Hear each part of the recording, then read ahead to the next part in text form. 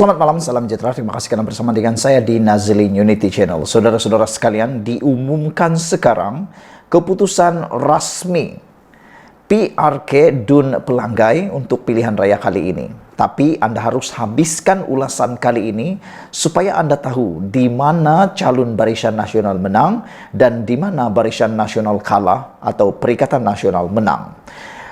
Analisis kali ini, ulasan kali ini sangat menarik karena ia melibatkan kawasan-kawasan dan siapa sebenarnya yang membuatkan Perikatan Nasional kalah teruk.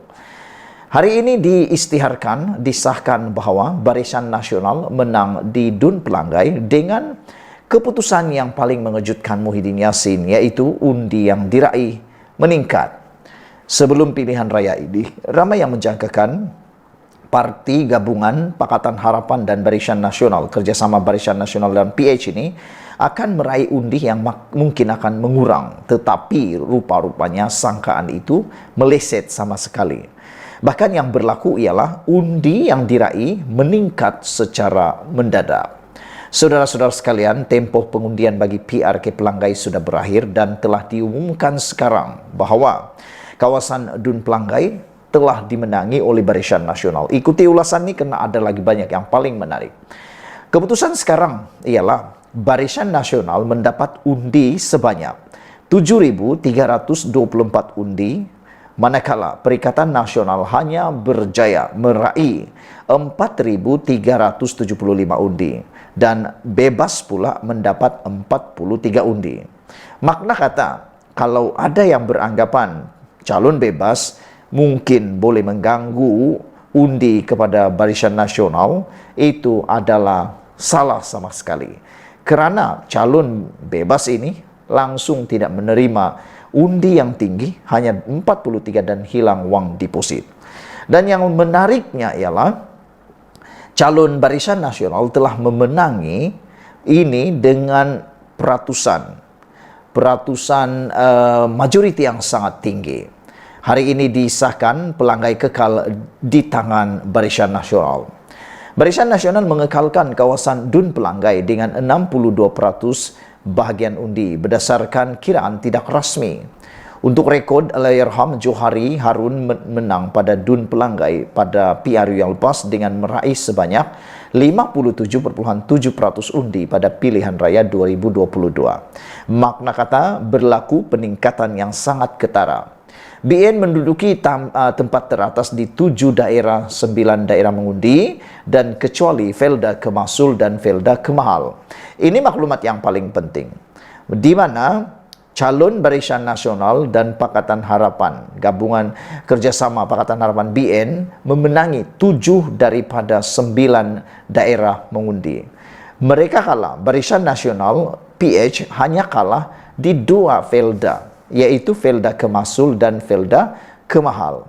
Tak tahulah kenapa Felda Kemasul dan Felda Kemahal ini masih lagi tidak menerima apa yang disampaikan dalam kempen baru-baru ini. Bahkan telah dinyatakan bahwa kerajaan telah pun melupuskan hutang Felda. Namun demikian, perkara itu, naratif itu tidak berjaya menarik perhatian Felda Kemasul dan Felda Kemahal.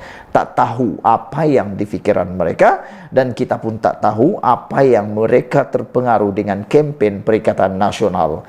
Saya bacakan kepada Anda satu persatu, yaitu di kawasan Felda Sungai Kemasul, Barisan Nasional hanya mendapat 892 undi, manakala Perikatan Nasional mendapat 1.187 undi dan bebas 2 undi.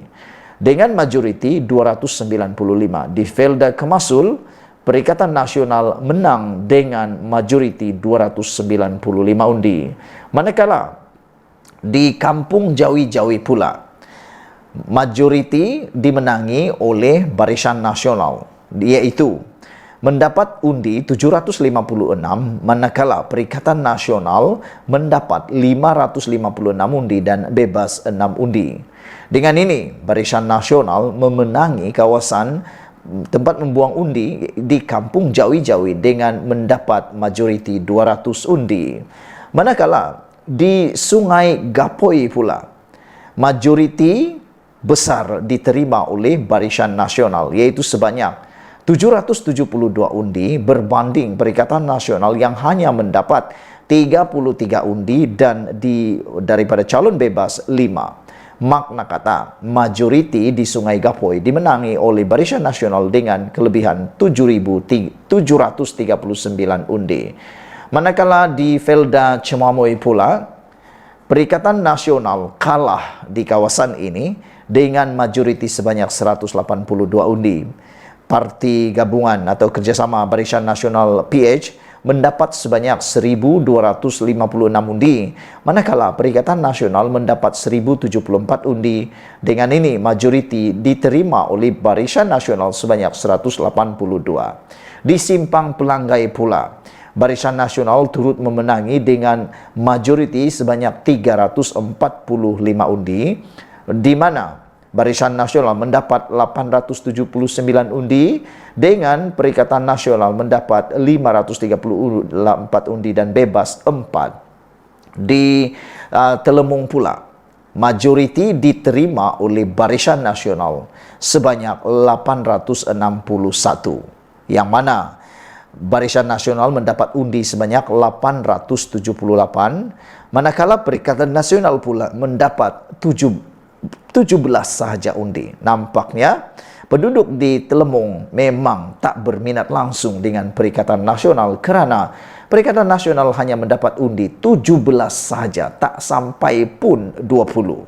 Bebas mendapat 10 undi. Dan di kawasan yang seterusnya, yaitu Felda Sungai Kemahal, Perikatan Nasional mendapat 777 undi, manakala Barisan Nasional mendapat 772 undi. Dengan ini, Perikatan Nasional hanya menang tipis, yaitu 5 undi di kawasan Sungai Kemahal, Felda Sungai Kemahal. Hanya dengan majoriti 5 sahaja, saudara-saudara sekalian. Dan di Mancis pula, majoriti dimenangi oleh Barisan Nasional sebanyak 650 undi, dengan Barisan Nasional berjaya meraih sebanyak 805 undi, manakala Perikatan Nasional berjaya meraih 155 undi dan bebas hanya mendapat 3. Dan di kawasan yang seterusnya, yaitu Sungai Perdap, majoriti diperoleh oleh Barisan Nasional sebanyak 238 dan bilangan yang mengundi Barisan Nasional berjumlah 267, berbalas Perikatan Nasional hanya mendapat 29 undi. Saudara-saudara sekalian, ini satu kejutan paling besar untuk kita semua. Dan sudah diketahui sekarang siapa yang diminati dan dipilih oleh rakyat yang boleh membawa negeri Pahang khususnya ke mercu kejayaan. Sekian dulu untuk kali ini. Jangan lupa tinggalkan komen Anda, tekan butang subscribe. Kita jumpa lagi. Bye-bye.